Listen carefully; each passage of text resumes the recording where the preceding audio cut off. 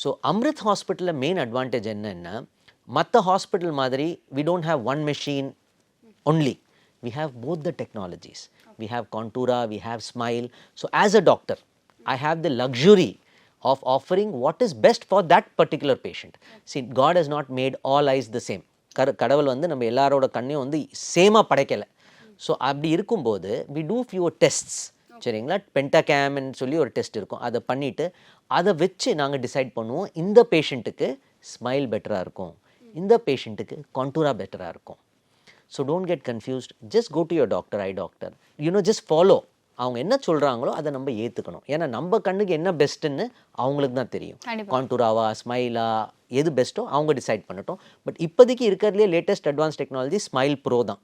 ஏன்னா it has a lot of advantages, but there are a few situations where Contura can also be better for a few patients. So as a doctor, I decide what is better for the patient.